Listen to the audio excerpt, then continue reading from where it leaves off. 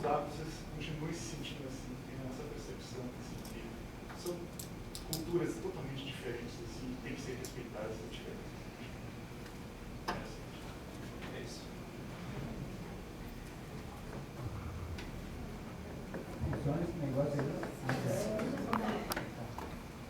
Não, só o esclarecimento. A parte que você falou, a questão dos gaúchos. Eles se consideram gaúcho, mas que não sabem, não tem mais a tradição. Só para deixar bem claro sobre essa questão de que não gosto muito dessas comparações. Porque a gente está numa situação onde as condições não são mais as mesmas, porém a gente mantém a raiz. Diferente daquele gaúcho que não sabe o que é a tradição gaúcha. Diferente desse que a gente sabe o que é a nossa cultura. Que a gente vive isso. Então, só para deixar bem claro que não se compara.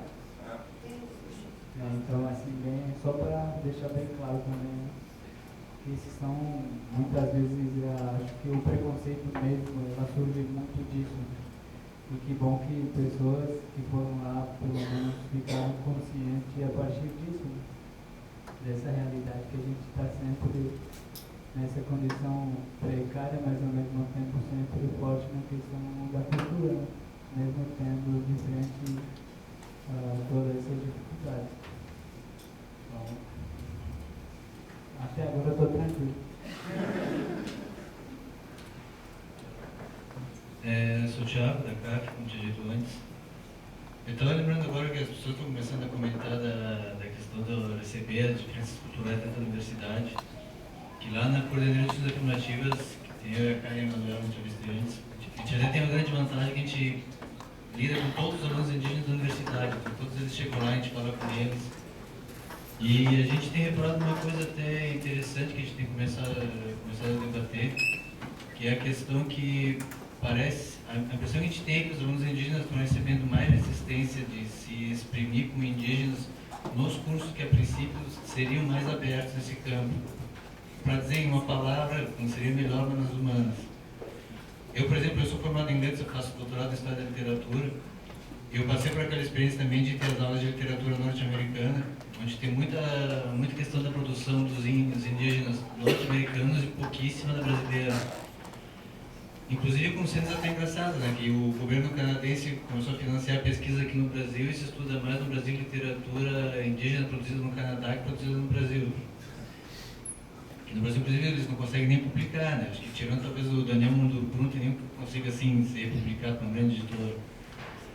Mas o que a gente está, eu pelo menos estou percebendo lá falando com os alunos indígenas, é a questão que os cursos que às vezes escolhem das áreas, sobretudo as humanas, eles estão sentindo muito forte o peso do currículo de não aceitar a diferença que tem dentro.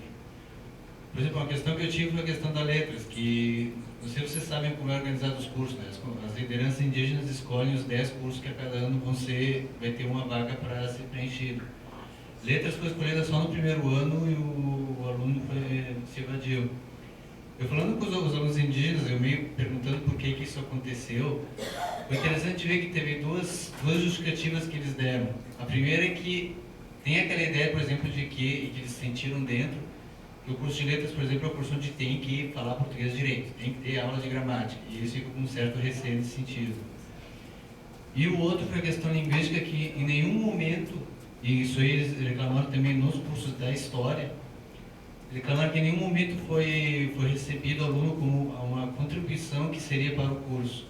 Então, por exemplo, no curso de letras, poderia se imaginar muito que poderia ser muito válido ter o falante nativo de uma outra língua completamente diferente do português. Dizem que foi completamente botado para o lado isso aí. Nem ideia de projeto de extensão, assim, vagamente foi desenvolvida nesse sentido. A mesma coisa no campo da história. Teve gente reclamando no campo da história que só queriam discutir teoria da história e no máximo discutir cronologia da história dos índios no Brasil, mas nada, né, em relação a ter uma nova abertura para as concepções de história que existiam dentro. E eu, como alguém formado na área das humanas, eu acho isso engraçado, porque pelo menos pelos relatos que eles nos trazem, as maiores resistências são exatamente nesses cursos. Eles estão tendo muito, apesar de ter talvez a dificuldade dificuldades acadêmicas, as dificuldades de integração estão sendo muito maiores do que em outros cursos como Direito, como Medicina, porque o currículo que acaba sendo imposto é imposto igualmente para todos, então a dificuldade acaba sendo comum para todos os alunos. E eles alegam para a gente que na área das humanas, sobretudo, eles estão sentindo muito mais restrição. Não está sendo o caso ao da Artes, não. Da Artes está dizendo que ele está sendo muito bem recebido lá, que ele sentiu muito bem, que desde o início estão começando a receber ele como uma contribuição na ideia de diferença lá dentro. Teve a questão da ideia da pintura corporal, que teve outro dia. Ele comentou que teve a ideia da pintura corporal indígena, começaram a ler em paralelo com as tatuagens, que estão muito difusas no Ocidente. Diz que ele sentiu bem com aquilo, que ele sentiu bem de poder ir para a aula com as marcas corporais. Não era só para ser identificado como indígena, era exatamente um paralelo, como se fosse um aluno, por exemplo, com uma tatuagem. Tá, estou entendendo.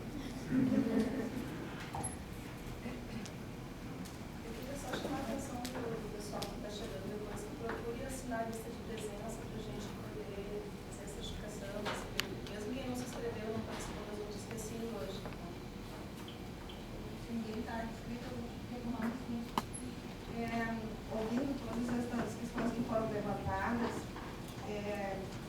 assim, dá uma certa mínima tranquilidade, no sentido de que a gente está indo. A nossa proposta alcançou em parte o que a gente queria provocar. Na verdade, nós somos totalmente, como eu disse antes, a gente ignora o idioma, ignora a origem, ignora diferenças, ignora até a forma de se referir às questões da cultura ou das culturas indígenas.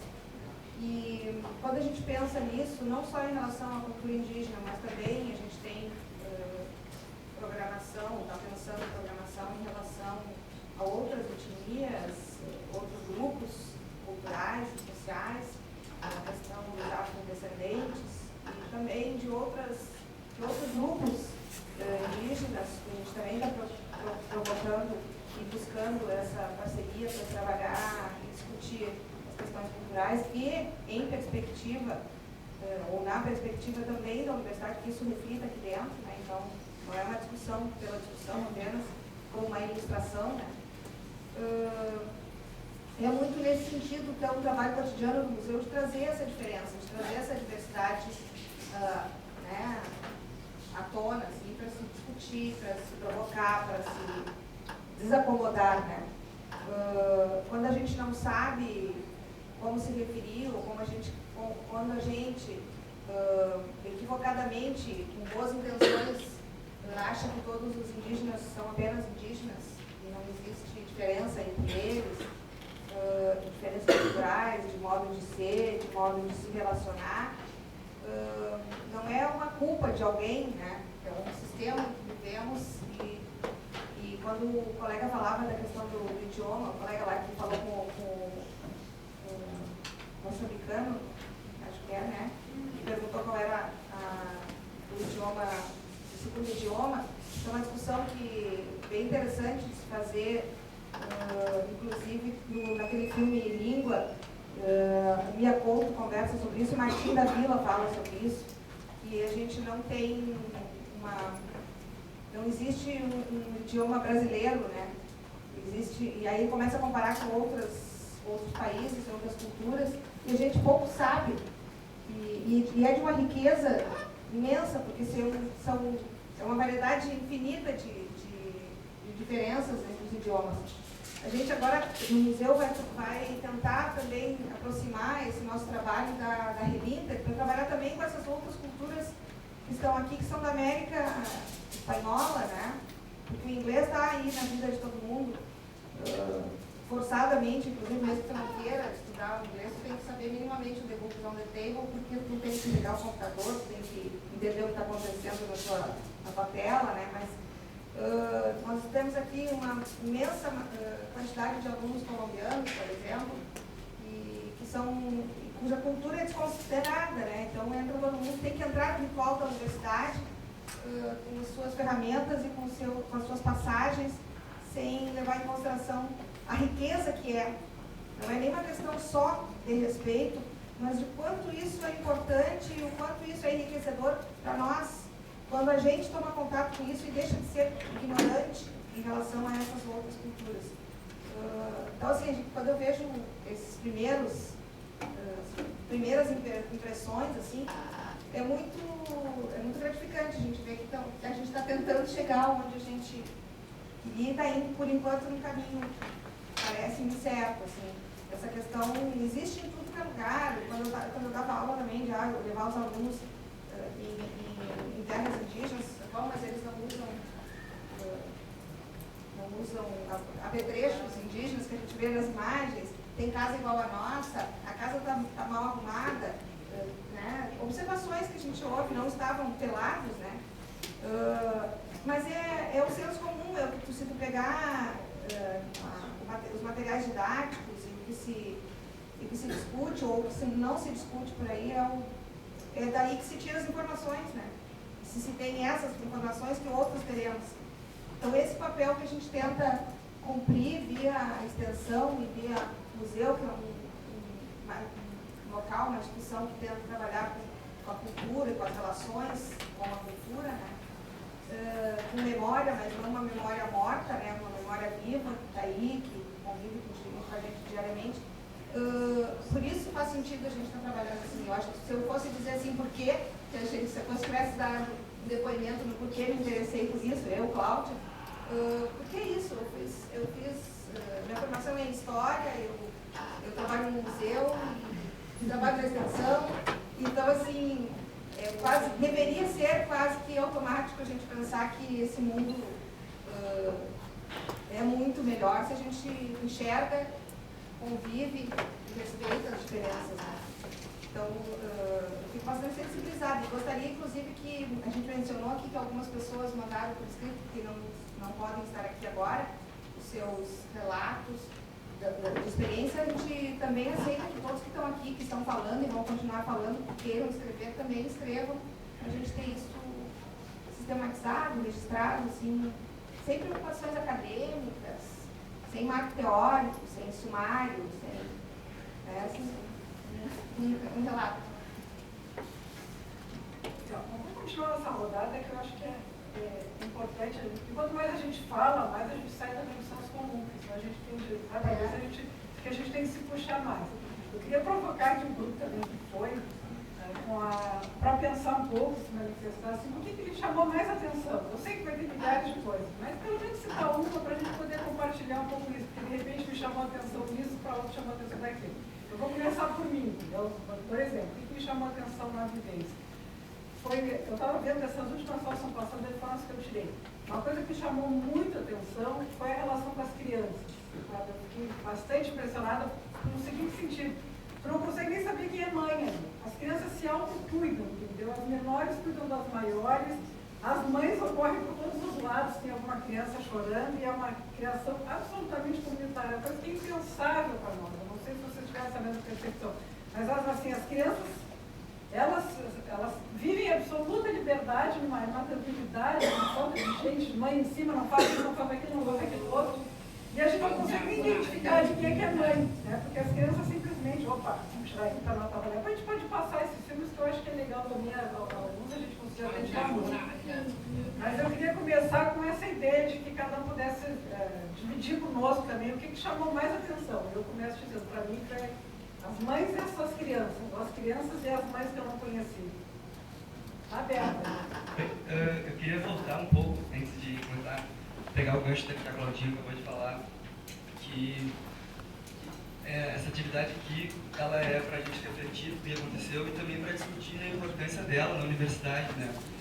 E, bom, eu estou no meu ou vai saber, né, em tese me formaria no próximo ano, no terceiro ano de faculdade, e aqui na URGS, e provavelmente a sexta-feira que eu fui lá tenha sido o dia que mais me fez refletir toda a minha vida acadêmica.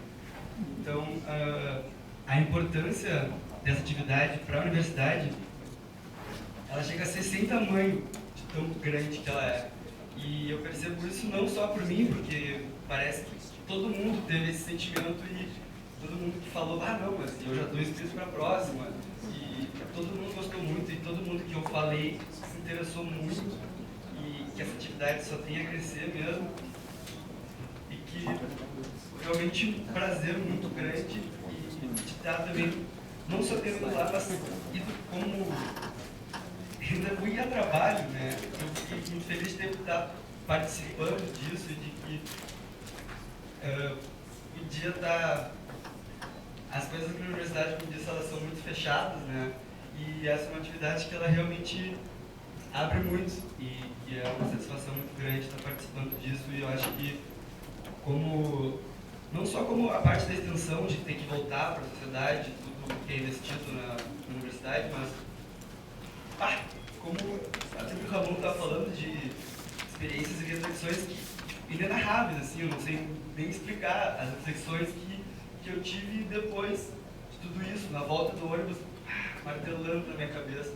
E acho que é muito importante, agora pegando o banho da carne, das coisas mais importantes que eu acho que mais me chamou a atenção, são duas coisas. Uma que foi as duas falas do Verá, uma delas sobre a certidão de nascimento, de que ela realmente não importa para eles, e eu achei isso muito interessante, porque tá certo, e até não querer botar o nome e de não se importar, porque eles que se entendam com as coisas deles, e tá muito certo, porque como proteção também, né? E a outra era a questão da fase da adolescência, que era o respeito, o silêncio e o ouvir.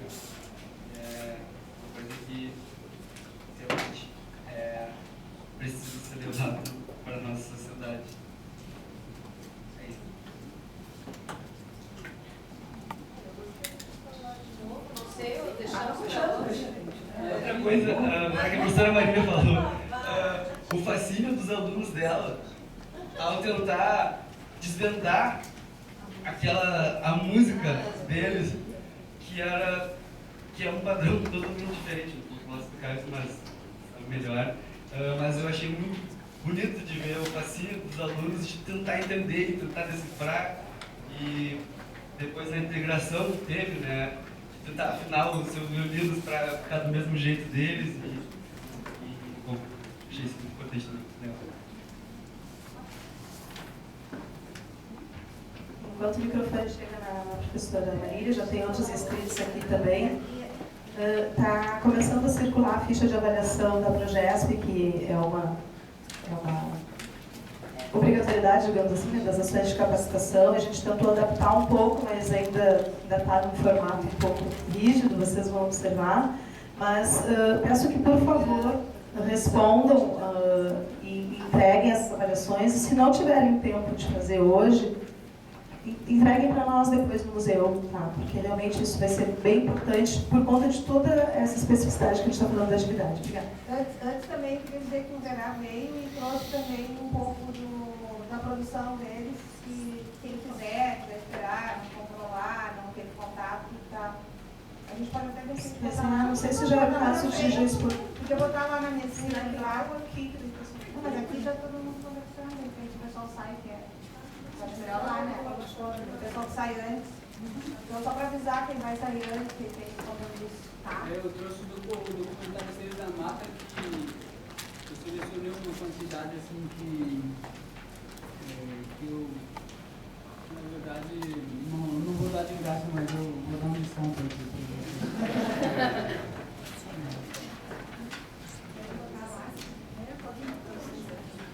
Não sei se todo mundo que foi lá viu o documentário Seres da Mata, ou se todo mundo aqui já tem conhecimento desse documentário.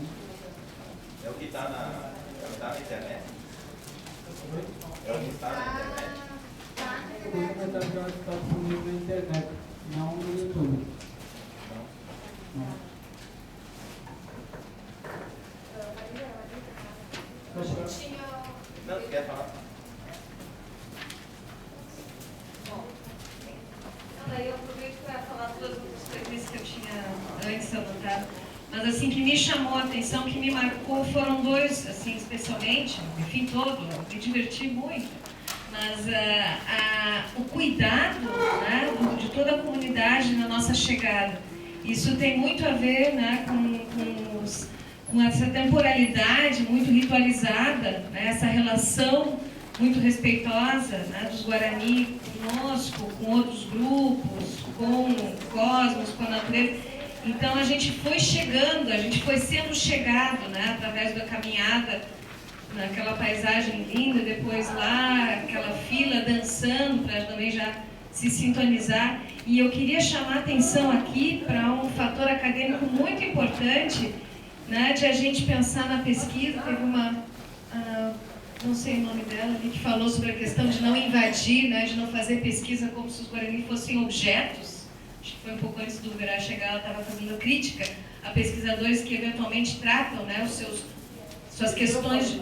E tu também sempre falas isso e falaste também. Então, assim, reforçando isso, né, o cuidado que se precisa ter ao chegar no lugar. Eles nos ajudaram de novo, com uma experiência holística, né, a chegar lá, e isso precisa nos chamar a atenção, né, a luzinha vermelha para essas diferentes atitudes acadêmicas que, por vezes, são desrespeitosas com os grupos que se pesquisa, que são colaboradores, são interlocutores, né, e não são objetos. E quanto mais nós pudermos instrumentalizá-los, como alunos da universidade, eles estão sendo instrumentalizados para eles mesmos fazerem suas pesquisas, né, trazerem os seus ensinamentos das suas maneiras, criarem os seus instrumentos de avaliação, e aí a gente vai. E o momento final, que foi já quando eu estava em casa, que eu me senti, eu era outra pessoa, né? Então, tem a ver com essa questão da valorização do corpo. Os Guarani trabalham com experiências muito plenas, né, da corporeidade das pessoas, são experiências muito holísticas e transformadoras. Eles se preocupam mais com produzir corpos do que produzir mercadorias, né? E, para mim, funcionou, assim, eu fiquei revitalizada naquele dia.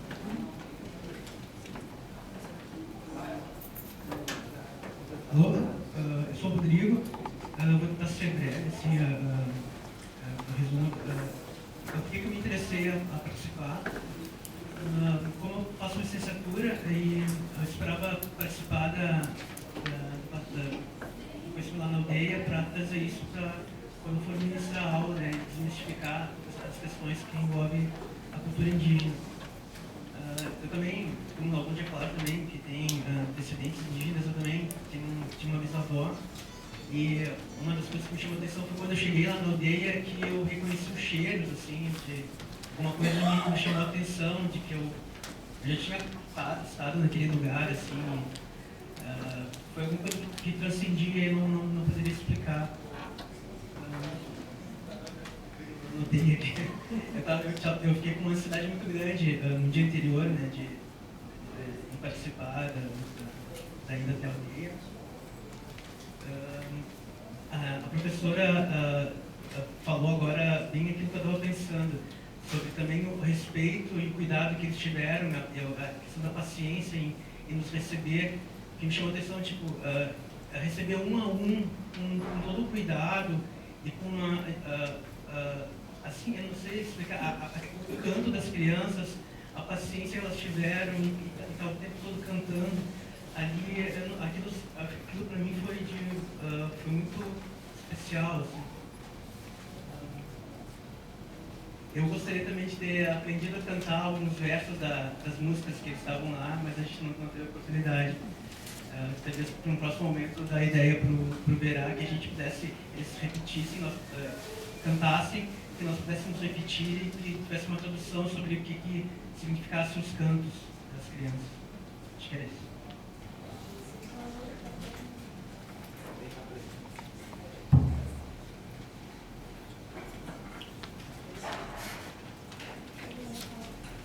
Na verdade, eu queria que o Verá falasse das impressões que ele e o pessoal dele. Uma das coisas que mais me chamou a atenção foi no tocante, assim, como é que eu podia dizer, o gerenciamento que ele teve da condução de todo o dia, sabe? Aquilo que me... Porque quando eu vi muitas escolas e a idade assim variada, tinha criança e tinha muito adolescente, né? Eu digo, como é que vai ser isso aqui, entendeu? Porque eu fui num dia que não era o meu grupo, que eu precisava viajar no dia que iam os funcionários da universidade. Então eu fui junto com as escolas, né? No grupo das escolas. E quando eu vi aquilo, eu digo, como é que vai ser isso, assim, naquele terreno, né?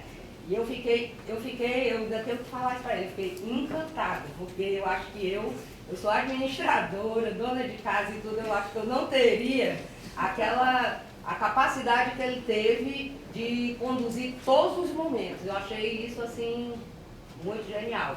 Entre outras coisas também, eu não tive a oportunidade de disponibilizar as fotos que eu fiz, mas assim, eu fiquei muito nas crianças. Aquela coisa de que tinha, principalmente eu fiquei perseguindo duas, porque foram elas mais que eu vi fazendo, né?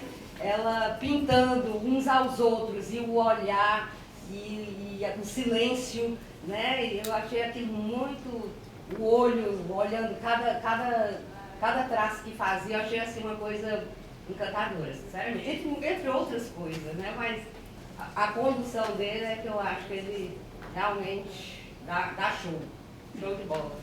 Pena que ele não estava aqui para ouvir. Ele estava falando de mim. Eu estava dizendo, eu posso repetir? Eu estava dizendo aqui, da história de que mais me chamou a atenção, foi a condução, que eu me assustei quando cheguei lá, quando vi o ônibus descendo gente, e tudo criança e adolescente, né? Eu digo, como é que vai ser isso aqui? E que eu fiquei muito encantada com a condução que você deu durante todo o dia, com todas as atividades, sabe? Assim, sem atropelo, não teve atropelo, e você, com muita serenidade, você conduziu do começo ao fim. Olha, tá de parabéns, nota 10. Para mim, eu fiquei encantada.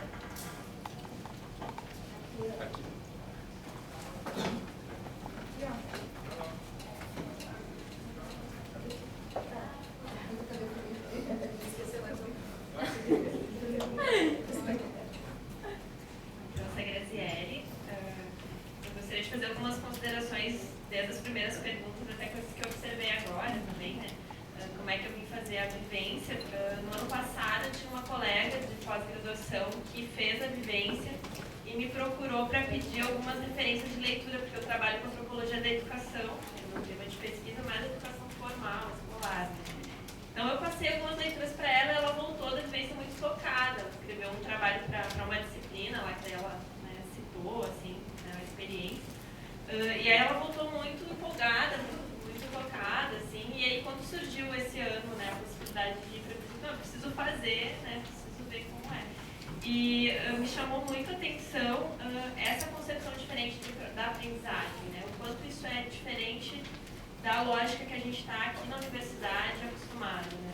E me chamou a atenção que o colega dizia sobre essa questão dos cursos de humanas, né, terem uma menor taxa aí, né, um índice de acolhimento a esses estudantes indígenas, né?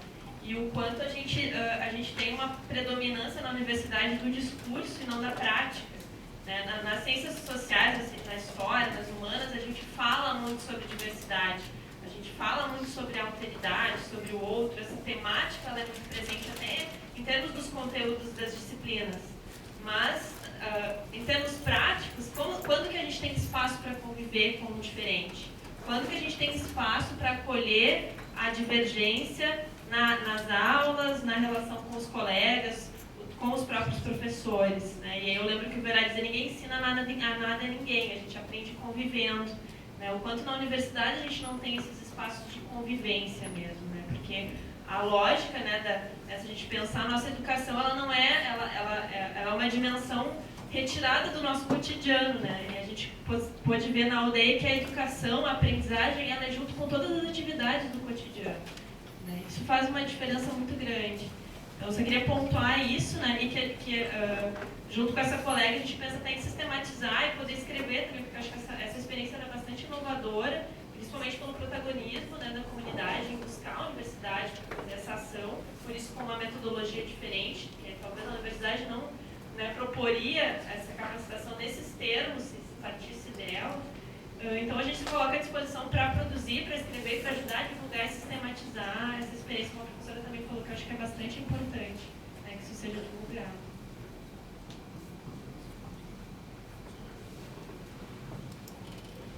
Eu repito o pedido.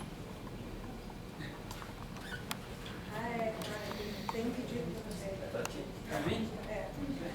Eu gostaria que tu trouxesses para nós a tua impressão e a impressão do teu povo, da tua comunidade com a nossa perspectiva.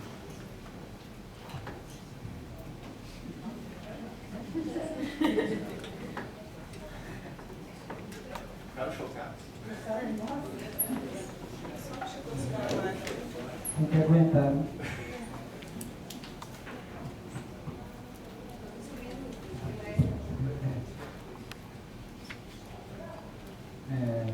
Não, eu acho que toda a ação e principalmente o interesse, ela tem uma questão importante, né, nesse processo todo, que é o desafio. Né, porque a partir do momento que a gente permite a entrada, né, um olhar de um povo, de pessoas diferentes que não estão aptas, ou seja, não estão acostumadas a ver essa realidade, e a gente também, ao mesmo tempo que dá a oportunidade para muita gente entender a realidade, a expressão cultural que a gente tem, naturalmente a gente também coloca um pouco em risco a própria comunidade e o próprio povo, né? Porque muita gente tem dificuldade de entender. Então, em vez de entender os valores, pode também sair muito mais preconceituosa a partir do que vê na aldeia. Porque é aquilo que eu falo, na aldeia, principalmente nessa questão da atividade cultural que a gente realizou e que a gente pretende avaliar ainda, a gente não faz teatro. A gente pratica a cultura ali. Por isso que a gente por isso que não era a comunidade toda que estava de certas pinturas, né? Porque aquilo não né? Por mais que é parte da cultura, é mais os que estão na frente para receber que tem que estar mais preparado, para se sentirem mais à vontade. Mas o restante todo estava à vontade naturalmente como eles são, diariamente. Eu também. Então, tem várias coisas que a gente não... Só que é uma questão que a gente não observa muito. A gente tenta muito assim, apenas olhar e sentir, porque o olhar também muitas vezes, né, nós explica tudo o que as pessoas estão pensando. Então não precisamos perguntar muitas vezes. A gente simplesmente olha, né? E eu entendo também que a visita na aldeia, tanto quanto para nós, é um grande desafio receber, também é um grande desafio visitar uma comunidade. Por quê? Porque desconstrói um pouco essa ideia que você tinha anteriormente. E aí te coloca numa posição onde você vai dizer, puxa, eu acho que eu entendi. Só que aí é o grande risco, né, de quando pensa que entendeu. Então, são vários pontos que eu acho que que a gente coloca, né, que eu, enquanto liderança, entendo que é um grande desafio, mas também, ao mesmo tempo, é uma condição, é uma oportunidade que a gente dá para que as pessoas possam buscar mais informações sobre a questão indígena, de uma forma geral, e que possa se aprofundar um pouco mais, porque aquilo que a gente mostrou não é tudo, é apenas um dia, e é apenas um momento de concentração para receber as pessoas. E aquele momento que a gente realiza da chegada é a forma de saudar do Guarani-Brá. Tem que ser assim. Ali ninguém pode ter vergonha, ali ninguém vai ficar de fora porque é mais professor do que o outro. Ali ninguém é professor, ali são as pessoas. Então a gente tem essa coisa, né, de fazer tudo coletivamente. Eu, naquela ocasião, eu não sou cacique, na minha comunidade eu não sou cacique. Agora aqui nessa mesa eu sou cacique, porque eu estou representando eles, mas na comunidade eu não sou cacique, eu apenas sou eraporteiro. Então eu não tenho respeito mais do que outras pessoas que estão lá na comunidade. O respeito é igual. Então a gente se preocupa um pouco com essa questão de mostrar de fato a realidade do nosso sentimento enquanto Guarani. Então a gente dança, se alegra, a gente não fica menos, ou seja, a gente não fica tenso porque a gente está recebendo naturantes e pessoas que não são indígenas. Pelo contrário, a gente se concentra para que a gente possa entender o outro que está vindo. E principalmente observar muito, porque se eu chego aqui, se eu chego numa comunidade e as comunidades, ou seja, as pessoas estão concentradas, não tem como você chegar lá e não se concentrar. Se tu faz um barulho, você mesmo se reconhece que está fazendo barulho. Então a ideia é que nessa chegada é ensinar um pouco disso. É claro que daí outros momentos no caso de atividades, já era um outro momento diferente, mas ali, em específico, a chegada é o que a gente chama de nível de olhar. É a saudação, na verdade, é saudar o próprio respeito. Ou seja, praticar o respeito que temos dentro de nós, né? É a prática. Então, eu não saberia te dizer assim exatamente como que a gente vê isso, mas a gente só sabe que a gente mesmo se desafia para oportunizar o entendimento do outro que não é indígena. Então a gente está se colocando, e aí não falo contigo que essa questão da imagem a gente permite, de fato, mas não é comum. Se tu chegar lá outro dia e fotografar, aí já não é tão simples. Então é uma coisa de grande valor que a gente permite com uma simples atividade. Aí a gente está permitido para as pessoas. Aí que é o diferencial do que a gente oportuniza. A gente não está permitindo porque é um grande antropólogo. A gente está permitido para as pessoas simples, humildes como nós. Chegou lá, independente de ser grande antropólogo, né? Mas qualquer pessoa para nós. Então, a gente permite para as pessoas. Portanto, o tanto que eu te falei das fotos, é para isso.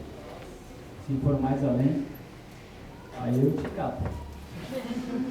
Então, é isso, né? Se é para contribuir coletivamente, beleza. Mas se é para o individual, não estará beleza. Então é mais ou menos essa linha. A gente se estuda também de como nos posicionar diante de vocês, sem a gente praticar também o preconceito que a sociedade, de uma forma geral, tem pelos povos indígenas. Porque a gente não quer isso, a gente não quer sentir isso, e a gente não quer praticar isso, a gente apenas quer dizer quem a gente é, sem fazer teatro. Porque normalmente na cidade, para dizer que é indígena, a gente tem que estar de cocar, tem que estar